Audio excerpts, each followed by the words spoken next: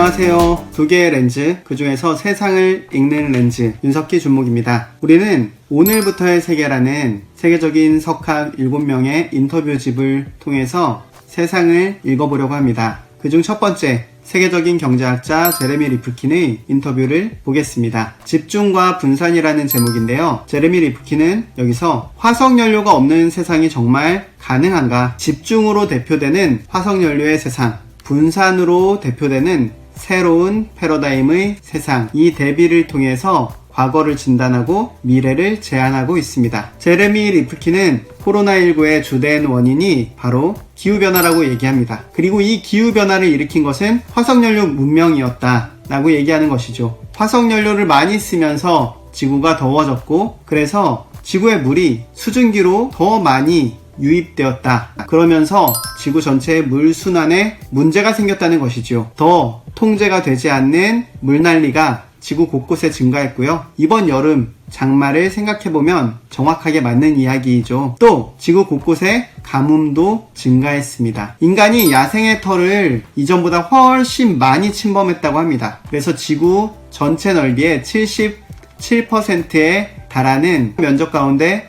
인간이 살고 있다고 하죠. 그래서 야생과의 만남이 더욱 잦아질 수밖에 없는 그런 상황입니다. 그러면 야생 생물들은 어떨까요? 야생 생물들 역시 기후변화로 인해서 서식처를 잃고 재난을 당한 상황이라는 것입니다. 서식지가 파괴되어서 기후변화 때문에 인간 곁으로 좀 더 다가오게 되었다는 것이죠. 바이러스의 경우에는 야생 생물, 동물에게 올라타서 인간 곁으로 더 가까이 오게 되었다는 것입니다. 제레미 리프킨은 이제 앞으로 더 많은 감염병이 나타날 것이다, 이렇게 예상합니다. 자, 그러면 우리 인류는 이에 맞춰서 생활 방식, 경제 방식, 사회 방식, 통치 방식들을 전부 다 바꾸고 수정해 나가야 한다라고 이야기하고 있습니다. 특별히 다른 감염병들은 팬데믹으로까지 가지 않았는데 이 코로나19가 팬데믹으로 간 이유를 이렇게 말합니다. 한 단어로 정의하면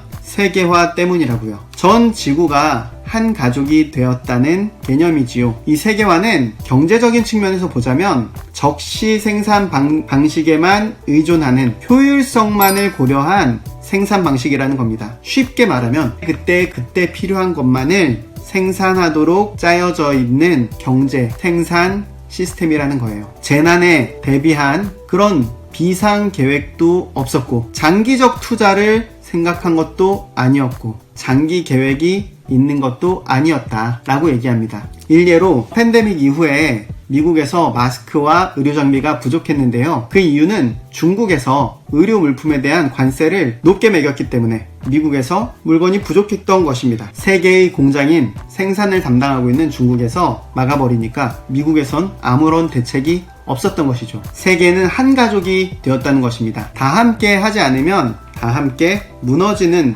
그런 시스템이었다는 것이죠. 이 모든 게 경제적 효율성에만 매몰되어 있었기 때문이라는 것입니다. 자, 이 제레미 리프킨은 그래서 제안합니다. 3차 산업혁명으로 가야 한다. 우리가 자주 말하는 4차 산업혁명이라는 단어를 쓰지 않고요. 3차 산업혁명이라는 단어를 씁니다.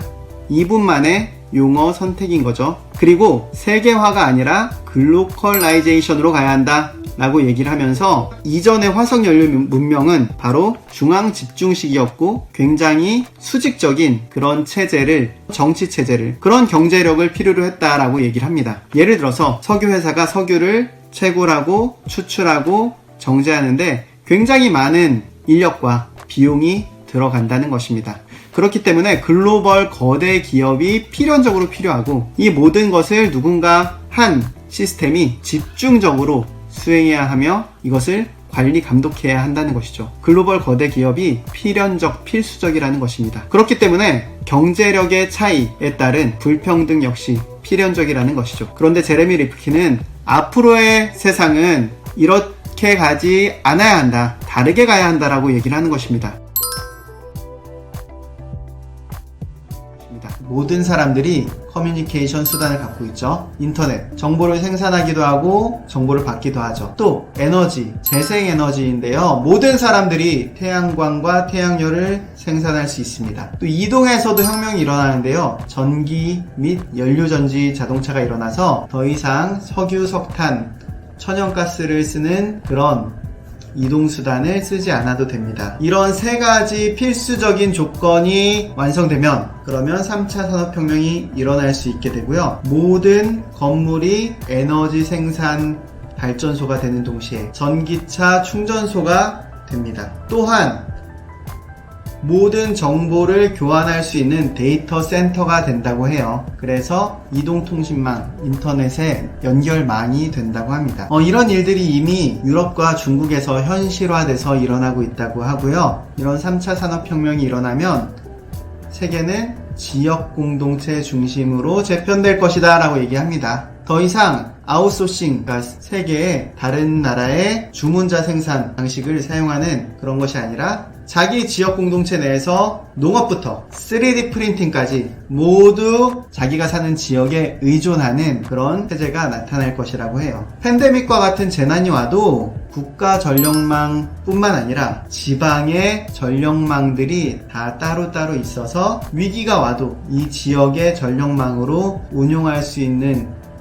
그런 체제가 준비된다고 합니다. 지역 공동체는 모든 사람이 전기와 에너지를 생산할 수 있고 모든 사람들이 정보의 보관과 처리의 주체가 되기 때문에 좀 더 수평적이고 분산적인 권력을 갖게 되고요. 그리고 모든 사람들이 조금 더 지역 공동체의 정치에 참여하는 그런 정치 체제가 나타나게 될 거라고 얘기를 합니다. 그래서 정책이 모든 사람들에게 미칠 수 있는 그런 정책이 성립될 수 있도록 되어야 한다라고 얘기합니다. 그런데 한국은 지금 어떤 상황이냐? 한국은 2차 산업혁명에는 굉장히 성공한 사례예요. 그래서 모든 산업이 이미 화석연료 산업 중심으로는 잘 되어 있다. 그런데 재생에너지 3차 산업혁명을 준비하기에는 아직 미흡한 단계다 라고 볼 수 있는 것입니다. 전력의 68%가 화석연료로 이루어져 있고요. 재생에너지 비율은 7.6%라고 해요. 또 환경보호 부분에서는 180개 국가 중에서 80위라고 합니다. 그런데 한국은 준비는 잘 되어 있는 나라다 라고 말합니다. 커뮤니케이션에 있어서는 한국의 전자제품 그리고 통신 기반 시설 매우 잘 되어 있죠. 이동성 물류와 관련해서는 한국의 자동차 회사 다 준비되어 있죠. 세계적인 수준의 건설 회사들 각 건물마다 발전소 설비, 태양광 설비를 할 만한 그런 인프라는 충분히 갖춰져 있다고 합니다. 그런데 방해하는 것이 바로 뭐냐? 전력, 한국전력공사라는 것이죠. 그게 바로 화석연료 중심의 기득권이다 이렇게 얘기를 해요. 그러면 당장 전력을 재생에너지로 바꿔도 수급에 문제가 없느냐?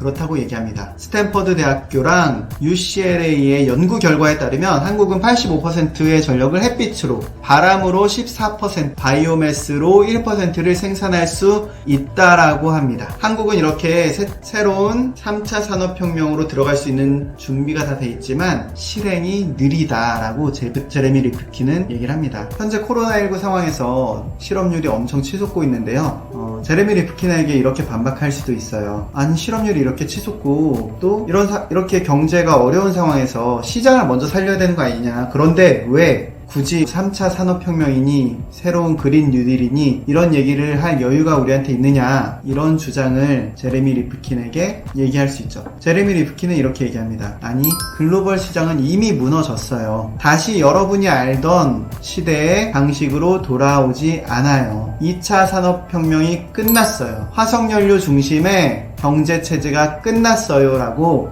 얘기를 합니다. 그러면서 이렇게 얘기해요. 3차 산업혁명 하면서 그린 뉴딜을 하면서 수백만 개의 일자리가 새로 생길 거예요 라고 말합니다.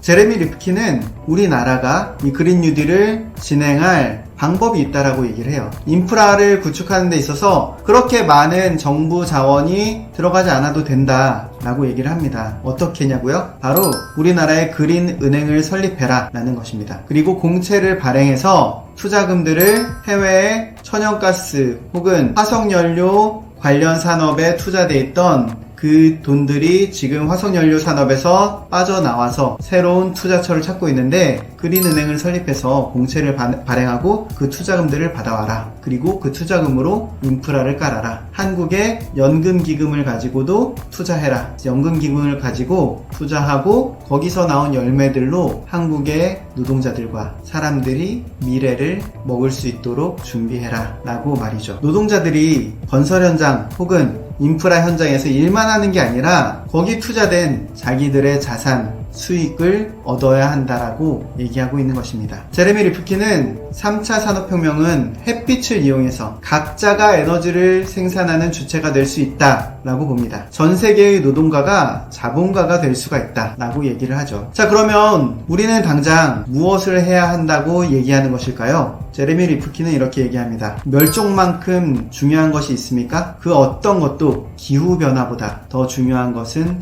없습니다 라고 말합니다. 그래서 새로운 정치를 해서 이 기후변화 문제를 해결할 수 있는 그런 사람들이 정치에서 활동하고 힘을 모아야 된다고 얘기하고 있습니다. 어떻게 보셨습니까, 여러분? 우리 함께 제레미 리프킨의 이야기를 보았습니다. 화석연료가 기후변화를 가져왔다. 기후변화가 코로나19의 원인이었다. 그래서 우리는 이 화석연료 문명의 변화를 일으켜야 한다. 그리고 기후변화 문제를 시급하게 다루어야 한다. 라는 것이 제레미 리프킨의 핵심이었습니다. 다음 시간에는 여러분들과 다음 챕터로 또 만나보겠습니다. 그때까지 안녕.